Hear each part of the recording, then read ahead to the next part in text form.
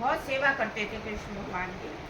तो एक बार अचानक कहीं उन्हें बाहर जाना पड़ा, तो वो अपनी पुत्री को छोड़ गए कि कर्मा तू ऐसा करना कि खिचड़ी बनाना, कान्हा जी का भोग लगा देना। ठीक है। तो जब वो अब उसे 5 वर्ष की कन्या उसे ना वो खिचड़ी बनाना आए, मोहल्ला पड़ोस में पूछने गई, 1-2 बार जल गई, तीसरी बार उसने खिचड़ी जैसे तैसे बनाई और भोग लगाया उस खिचड़ी का। जब भोग लगा के और माँ बाप पर्दा डालते थे, उसने भी पर्दा डाल दिया। 2 दिन हो गए और वो बच्ची भी भूख से तड़पने लगी और रोने लगी। 2 दिन नहीं आए तो वो खिचड़ी खराब हो गई। फिर उसने नई खिचड़ी बनाई, फिर बैठी कि कान्हा तुम आ जाओ, जब तुम आ जाओगे तुम खाओगे तभी मैं खिचड़ी का भोग खाऊंगी, नहीं तो मैं भी नहीं छूऊंगी। अब वो व्याकुल होने लगी, तड़फड़ाने लगी। तो कान्हा जी प्रकट हो गए और कहने लगे, कर्मा तूने खिचड़ी बनाई? कि हाँ मैं तो बैठी हूँ, रोज बना रही हूँ, आप नहीं आ रहे, मैं भी बहुत भूखी हूँ। तो बोले अच्छा मैं तुम्हारी खिचड़ी का भोग लगाता हूँ। अच्छा, उसके वो माँ बाप को ये नहीं देख पाती थी कि ये पर्दा डालते हैं, प्रसाद रखते हैं और उठा लेते हैं, वो नहीं समझ पाई। उसने वो तो कैसे वो सोच रही कि भगवान खिचड़ी खाने आते हैं। तो भगवान आए कान्हा जी और खिचड़ी का भोग लगाया। तो कहती सुनो कान्हा जी, अब ये पूरी खिचड़ी नहीं मार खाना, मैं अभी 4 दिन से भूखी हूँ, 4 दिन से मैं भी भूखी हूँ, ये खिचड़ी आप पूरी नहीं खा लेना, आधी आप खाओगे, आधी मुझे छोड़ देना। ठीक है। तो जैसे ही वो पर्दे के अंदर खिचड़ी खाने लगे, कर्मा बाई बार बार झांकती कि ये पूरी तो नहीं खा रहा है, अगर खा लेंगे तो मैं भूखी रह जाऊंगी। अब देखा कि इन्होंने अपनी खिचड़ी तो साफ कर ली, अब मेरी पे हाथ डाल रहे हैं। उन्होंने हाथ पकड़ लिया, कहते ये मेरे हिस्से की है, मैं भी तो भूखी रह गई, मुझे भी भूख लग रही। तो कान्हा जी ने उनको अपने हाथों से कर्माबाई को वो खिचड़ी खिलाई, आत्मा तृप्त हो गई। अब वो रोज खिचड़ी बनाती और रोज कान्हा जी समय पे आ जाते कि ये भूखी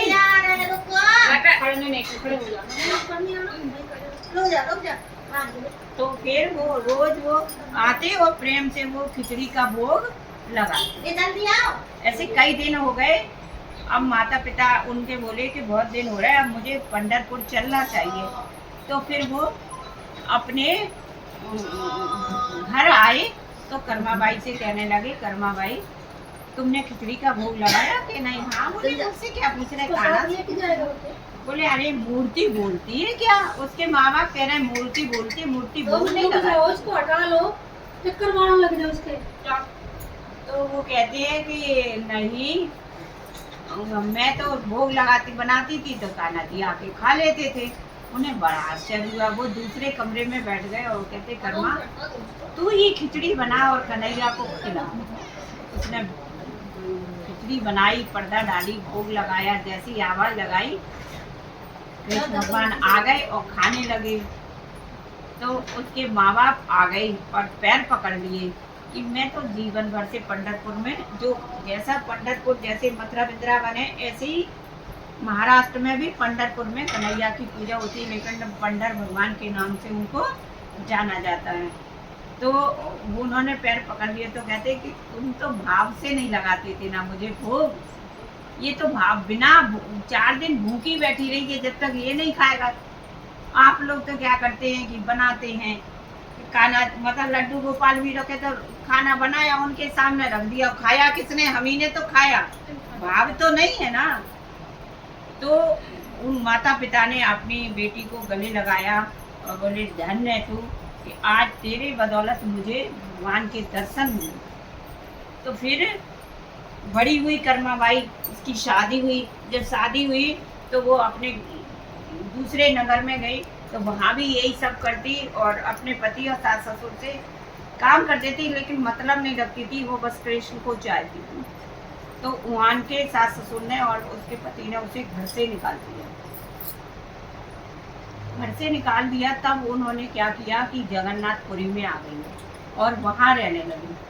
वहाँ खिचड़ी का भोग लगाती तो जगन्नाथ भगवान जो उधर मंदिर में प्रसाद बनता उसका भोग नहीं लगाते, 6 बजे सुबह ही आ जाते, कर्मा भाई भूख लगी है, कहते हाँ खिचड़ी तैयार है, आमने सामने बात करते। जैसे नरसिंह मेहता जी ने देखा ना कन्हैया को बात करते थे सामने, वैसे ही मीराबाई ने बात की है, प्रहलाद ने बात की है।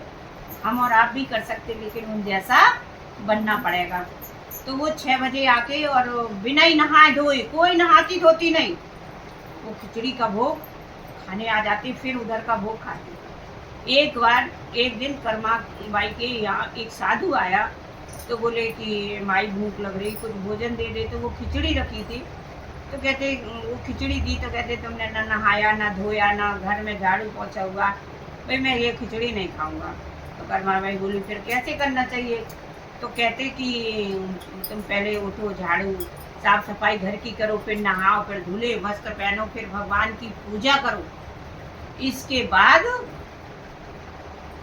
भोग लगा भगवान को, तब भगवान पाते हैं। अच्छा ऐसे होता है, मुझे नहीं पता था, मैं तो माँ बाप का देखा कि उठी बनाओ और भोग लगाओ। अब वो कर्मा बाई उठती तो झाड़ू पोछा करती, बर्तन साफ करती, नहाती धोती, तो 2 बज जाते। अब कन्हैया बार बार चक्कर काटती, कर्मा तेरी खिचड़ी नहीं बनी, कहती मैं नहा रही हूँ, मैं धो रही हूँ। तो कहते ये तुम्हें पाठ किसने पढ़ाया कि नहा धो के बनाओ? मैं अगर मेरा पेट नहीं भरेगा, अगर मैंने मंदिर का प्रसाद खा लिया तो बड़े पेट नहीं भरेगा, मुझे पहले तेरी खिचड़ी चाहिए। तो वो आते और लौट जाते, वो बड़े दुखी होते, ऐसे कई दिन हो गए। तो बोले कर्मा तुम्हें किसने सीख दी थी कि नहा धो तब भगवान को भोग लगाओ, मैं तो भूखा रह जाता हूँ।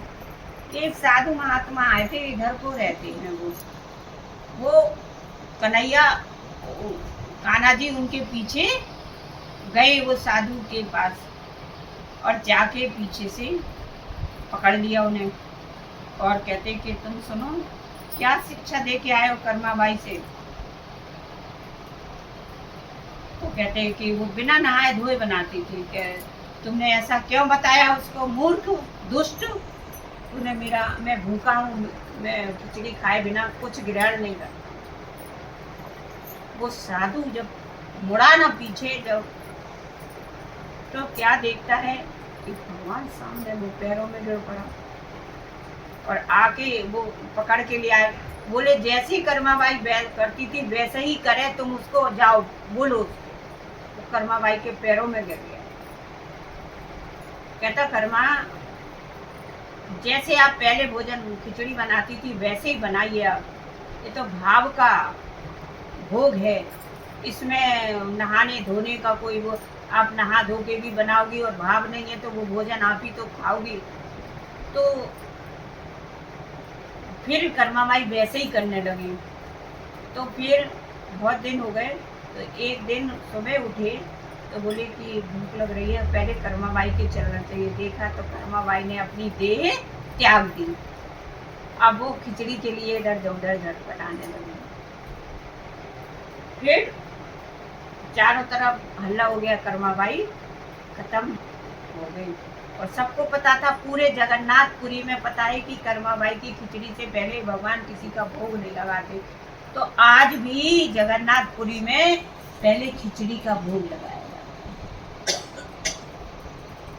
तो ये सच्ची घटनाएं है ना, कि हम और आप भी कर्मा बाई बन सकते, नरसी बन सकते, सबरी बन सकते, लेकिन हमें और आपको मेहनत की जरूरत है ना, लगन की जरूरत है। हमारे आप में लगन नहीं है, थोड़ी पूजा कर लेते ना, हो गई पूजा।